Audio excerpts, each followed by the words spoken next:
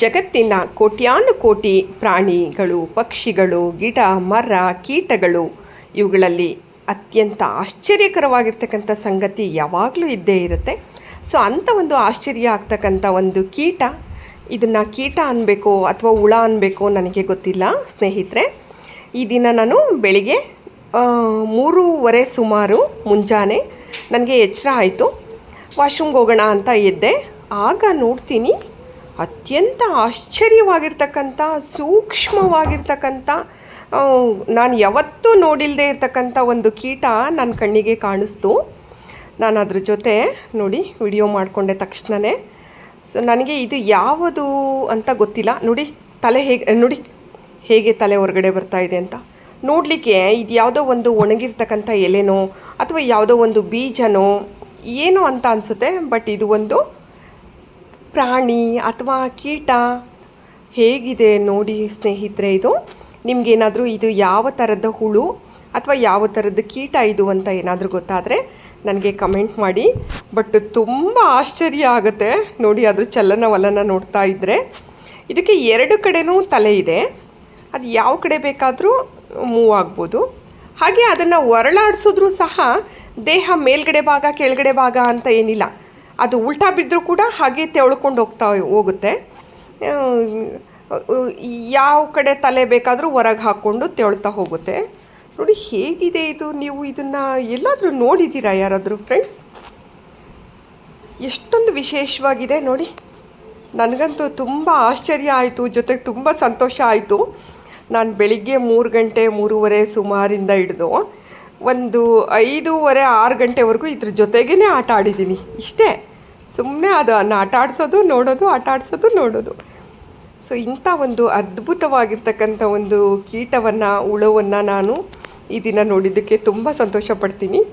ನೋಡಿ ಎಷ್ಟು ವಿಶೇಷವಾಗಿದೆ ಇದು. ಅದ್ರ ಮುಂದೆ ನೋಡಿ ಮೂತಿ ನೋಡಿ ಹೇಗಿದೆ ಅದರದ್ದು. ಇದು ಒಂಥರ ಆಮೆ ಜಾತಿದು. ಏನಾದರೂ ಮುಂದೆ ಎದುರಿಗೆ ಏನಾದರೂ ಅಡೆತಡೆ ಬಂತು ಅಂದರೆ ತಲೆ ಒಳಗೆ ಹಾಕ್ಕೊಂಡ್ಬಿಡುತ್ತೆ ನೋಡಿ. ಆಮೇಲೆ ಯಾರೂ ಇಲ್ಲ, ಡಿಸ್ಟರ್ಬೆನ್ಸ್ ಏನೂ ಇಲ್ಲ ಅಂತ ಅಂದರೆ ಹೊರಗಡೆ 2 ಕಡೆ ಹೋಲ್ ಇರುತ್ತೆ ಅದಕ್ಕೆ ತಲೆಗೆ. ಆ 2 ಕಡೆಯಿಂದ ಯಾವುದಾದ್ರೂ ಒಂದು ಕಡೆದು ತಲೆ ಓಪನ್ ಮಾಡ್ಕೊಂಬಿಟ್ಟು, ಅದಕ್ಕೆ ಮೀಸೆ ಕೂಡ ಇದೆ. ಮೀಸೆ ಎಷ್ಟುದ್ದ ಇದೆ ಅಂತೀರಾ? ನನಗೆ ಅದನ್ನು ನೋಡಿ ತುಂಬ ಆಶ್ಚರ್ಯ ಆಗೋಗ್ಬಿಡ್ತು. ಸೊ ತುಂಬ ಖುಷಿ ಆಯಿತು, ತುಂಬ ಎಂಜಾಯ್ ಮಾಡಿದೆ ನಾನು ಇದ್ರ ಜೊತೆಗೆ. ನೋಡಿ ಹೇಗೆ ತೆವಳ್ತಾ ಇದೆ ಅದು ಅಂತ ನೋಡಿ. ಇದು ಎಲ್ಲಿಂದ ಬಂತು ಅಂತ ಗೊತ್ತಿಲ್ಲ ನನಗೆ. ನಮ್ಮನೆ ಸುತ್ತಮುತ್ತ ತುಂಬ ಮರಗಳಿದ್ದಾವೆ. ಈಗ ಬೇಸಿಗೆ ಆಗಿರೋದ್ರಿಂದ ಮರ ಗಿಡಗಳು ಯಾವುದು ಎಲೆಗಳನ್ನು ಇಟ್ಕೊಂಡಿಲ್ಲ. ಆ ಗಿಡಗಳಿಂದ ಬಂತು ಅಥವಾ ಮನೆ ಒಳಗೇ ಇದು ಉತ್ಪತ್ತಿ ಆಯಿತು, ನಿಜವಾಗ್ಲೂ ನನಗಿದು ಹೇಗೆ ಬಂತು ಅಂತ ಗೊತ್ತಿಲ್ಲ. ಆದರೆ ಬೆಳಿಗ್ಗೆ ಎದ್ದ ತಕ್ಷಣವೇ ನನ್ನ ಕಣ್ಣಿಗೆ ಇದು ಕಾಣಿಸ್ತು. ನಾನು ತುಂಬ ಎಂಜಾಯ್ ಮಾಡಿದೆ ಇದ್ರ ಜೊತೆಗೆ. ಆದರೆ ದೇವರ ಒಂದು ಸೃಷ್ಟಿಯನ್ನು ನಿಜವಾಗ್ಲೂ ನಾನು ಅದಕ್ಕೊಂದು ಧನ್ಯವಾದ ಹೇಳಬೇಕು. ನೋಡಿ ಅಲ್ಲೊಂದು ಮರಿ ಇದೆ, ಇದ್ರದ್ದೇ ಇನ್ನೊಂದು ಮರಿ ಇದೆ ಅಲ್ಲಿ. ನೋಡಿ ಅದನ್ನು ಎತ್ಕೊಂಡೆ ನಾನು, ಮರಿನ ಈ ಕಡೆಗೆ ತೊಗೊಂಬಂದೆ. ನೋಡಿ ಆ ಮರಿ ಕೂಡ ಹೆಂಗೆ ತಲೆ ಹೊರಗಡೆ ಆಗ್ತಾ ಇದೆ ನೋಡಿ, ಇಣುಕ್ತಾ ಇದೆ ಹೊರಗಡೆಗೆ. ಇದೆರಡು ಮೋಸ್ಟ್ಲಿ ಅಮ್ಮ ಮಗು ಇರ್ಬೋದು ಅಂದ್ಕೊಂತೀನಿ ನಾನು. 2 ಒಟ್ಟಿಗೆ ಇದ್ವು ಅನಿಸುತ್ತೆ. ಅದು ಅಲ್ಲೇ ಜೊತೆಗೆ ಇದ್ವು ಅವೆರಡು, ಹಿಂದೆ ಮುಂದೆನೇ ಇತ್ತು. ನೋಡಿ ಹೇಗೆ ಕಾಣಿಸ್ತಾ ಇದೆ ನೋಡಿ. ಸಣ್ಣದು ಯಾವುದೋ ಒಂದು ತರಗೆಲೆ ಅಂತ ಅನ್ನಿಸ್ತಾ ಇಲ್ವಾ ಸ್ನೇಹಿತರೆ ಅದು. ಸೊ ನಿಜವಾಗ್ಲೂ ನನಗೆ ಇದ್ರ ಬಗ್ಗೆ ಏನೂ ಮಾಹಿತಿ ಇಲ್ಲ. ಆಶ್ಚರ್ಯ ಆಗೋ ಥರ ನನಗೆ ನಮ್ಮನೆ ಒಳಗೇ ಸಿಕ್ತು ಇದು. ನಿಮಗೇನಾದರೂ ಇದು ಯಾವ ಥರದ್ದು ಪ್ರಾಣಿ ಅಥವಾ ಇದು ಯಾವ ಥರದ ಕೀಟ ಅಂತ ಏನಾದರೂ ಗೊತ್ತಾದರೆ ತಿಳಿಸಿ. ನೋಡಿ ಅದು ಅಮ್ಮನ ತಲೆ ಮೇಲೆ ಬೆನ್ನ ಮೇಲೆ ಕೂತ್ಕೊಂಡು ಹೆಂಗೆ ಆಟ ಆಡ್ತಾ ಇದೆ ಮರಿ ಕೀಟ. ಸೊ ನಾನು ಅಷ್ಟೇ ಇವೆರಡರ ಜೊತೆಗೆ ಸುಮಾರು ಹೊತ್ತು ಎಂಜಾಯ್ ಮಾಡಿದೆ ನಾನು. ಸೊ ಬೆಳಗಿನ ಜಾವ ಫುಲ್ಲು ಇದ್ರ ಜೊತೆಗೆ ಆಟ ಆಡಿದ್ದೇ ಆಗೋಯ್ತು ನನಗೆ ಕೆಲಸ. ಸೊ ಅವು ಕೂಡ ಆಟ ಆಡ್ತಾ ಇದ್ದಾವೆ. ಸೊ ಪ್ರಾಣಿ ಹಿಂಸೆ ಮಾಡಬಾರ್ದು ಅಂತ ಅಂತಾರೆ. ಸೊ ನಾನೇನು ಅದನ್ನು ಹಿಂಸೆ ಮಾಡಲಿಲ್ಲ. ಅದು ಆಟ ಆಡಿಸಿದ್ದಾದಮೇಲೆ ತೊಗೊಂಡೋಗಿ ಹೊರಗಡೆ ಬಿಟ್ಬಿಟ್ಟೆ, ಬೆಳಕಾಯಿತು ಅಷ್ಟೊತ್ತಿಗೆ. ಸೊ ಹೀಗೆ ಜಗತ್ತಿನಲ್ಲಿ ಕೋಟ್ಯಾನುಕೋಟಿ ಪ್ರಾಣಿ ಪಕ್ಷಿಗಳಿದ್ದಾವೆ. ಎಲ್ಲ ಪ್ರಾಣಿ ಪಕ್ಷಿಗಳು, ಮನುಷ್ಯರು, ಗಿಡ ಮರಗಳು ಎಲ್ಲವೂ ಅವು ಅಷ್ಟಕ್ಕೆ ಅವು ಸಂತೋಷದಿಂದ ಅವೆಲ್ಲವೂ ಇರಲಿ.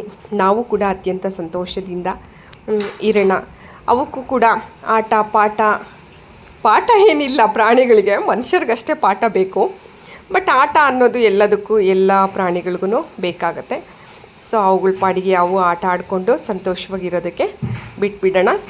ಸೊ ಅಮ್ಮ ಮಗು ಎರಡು ಚೆನ್ನಾಗಿ ಎಂಜಾಯ್ ಮಾಡ್ತಾ ಇದ್ದಾವೆ.